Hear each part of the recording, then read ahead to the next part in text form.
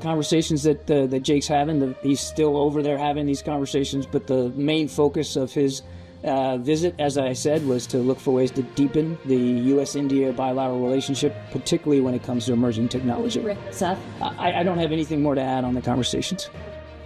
एक अंतर्राष्ट्रीय षड्यंत्र की गाथा जो विश्व के विभिन्न देशों की कानूनी प्रणाली को चुनौती देती है, वो कहानी है भारतीय नागरिक निखिल गुप्ता की। गुप्ता पर आरोप है कि उन्होंने सिख अलगाववादी नेता गुरपतवंत सिंह पन्नू की हत्या की साजिश रची थी। ये कहानी न केवल एक षड्यंत्र की है, बल्कि विभिन्न देशों की न्यायिक प्रणालियों के बीच तालमेल और संघर्ष की भी है। अब सवाल ये उठता है कि कैसे एक भारतीय नागरिक को अमेरिका द्वारा मांगा गया और चेक गणराज्य से प्रत्यर्पित किया गया। क्या गुप्ता वास्तव में दोषी है या ये सब एक राजनीतिक षड्यंत्र का हिस्सा है? क्या भारतीय सरकार ने इस मामले में किसी प्रकार की भूमिका निभाई है और आखिरकार न्याय की परिभाषा किस प्रकार बदलती है जब अंतर्राष्ट्रीय सीमाओं को पार किया जाता है? आइए इन सभी सवालों का जवाब तलाशते हैं। नमस्कार, आप देख रहे हैं एयर न्यूज। निखिल गुप्ता को जून 2023 में चेक गणराज्य में अमेरिकी सरकार के अनुरोध पर गिरफ्तार किया गया था।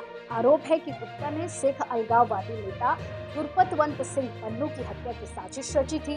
अमेरिकी संघीय अभियोजकों का दावा है कि गुप्ता ने पन्नू की हत्या के लिए एक हिटमैन को नियुक्त किया था और उसे अग्रिम में 15,000 अमेरिकी डॉलर का भुगतान किया था।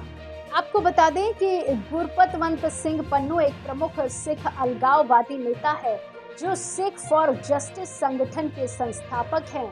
ये संगठन भारत से पंजाब के स्वतंत्रता के लिए अभियान चलाता है। पन्नू की गतिविधियों को लेकर भारत सरकार ने कई बार चिंता व्यक्त की है और उन पर प्रतिबंध भी लगाए हैं। ऐसे में गुप्ता की गिरफ्तारी के बाद उन्होंने चेक गणराज्य की अदालत में अमेरिकी प्रत्यर्पित होने से बचने के लिए याचिका दायर की थी।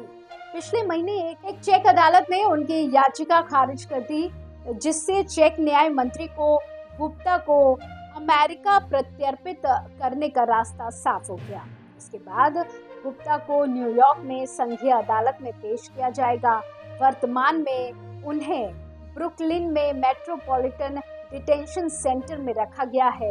अमेरिकी न्याय प्रणाली के अनुसार प्रत्यर्पित अभियुक्तों को देश में आने के एक दिन के भीतर अदालत में पेश किया जाना चाहिए।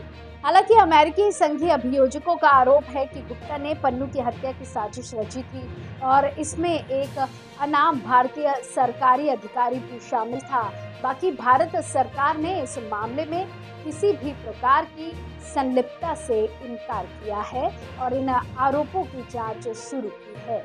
गुप्ता के वकील रोहिणी मूसा ने आरोपों को खारिज करते हुए कहा कि गुप्ता को मूसा ने भारतीय सर्वोच्च न्यायालय में दायर एक याचिका में कहा है कि उनके मुवक्किल के खिलाफ कोई ठोस सबूत नहीं है और चेक सरकार द्वारा नियुक्त वकील ने अमेरिकी एजेंसियों के दबाव में काम किया है। आपको बता दें कि इस मामले ने अंतर्राष्ट्रीय न्यायिक प्रणाली को एक नई चुनौती दी है। विभिन्न देशों की न्यायिक प्रणालियां किस प्रकार तालमेल बैठाती हैं और एक दूसरे के साथ सहयोग करती हैं, ये इस मामले में स्पष्ट होता है। इस मामले का एक राजनीतिक संदर्भ भी है।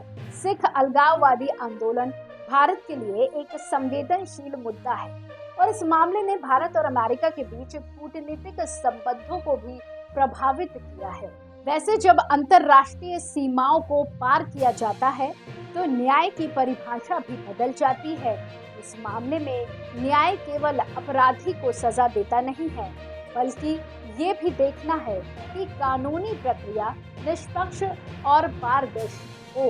वैसे जब अंतर्राष्ट्रीय सीमाओं को पार किया जाता है तो न्याय की परिभाषा भी बदल जाती है। इस मामले में न्याय केवल अपराधी को सजा देना नहीं है, बल्कि ये भी देखना है कि कानूनी प्रक्रिया निष्पक्ष और पारदर्शी। और अब इस मामले का परिणाम केवल निखिल गुप्ता के लिए नहीं बल्कि अंतर्राष्ट्रीय न्यायिक प्रणाली और कूटनीतिक संबंधों के लिए भी महत्वपूर्ण होगा। यदि गुप्ता दोषी साबित होते हैं तो ये अंतर्राष्ट्रीय न्यायिक प्रणाली की सफलता होगी, लेकिन यदि वे निर्दोष साबित होते हैं तो ये विभिन्न देशों की न्यायिक प्रणालियों के बीच विश्वास को हिला सकता है। इस वीडियो में इतना ही। बाकी अगर आपको ये वीडियो पसंद आया हो तो इसे लाइक करें, शेयर करें और हमारे चैनल को सब्सक्राइब करें ताकि आप हमारी आगामी सभी वीडियो की जानकारी पा सकें। इसी तरह की और राजनीतिक खबरों के लिए आप जुड़े रहिए एयर न्यूज़ के साथ। धन्यवाद।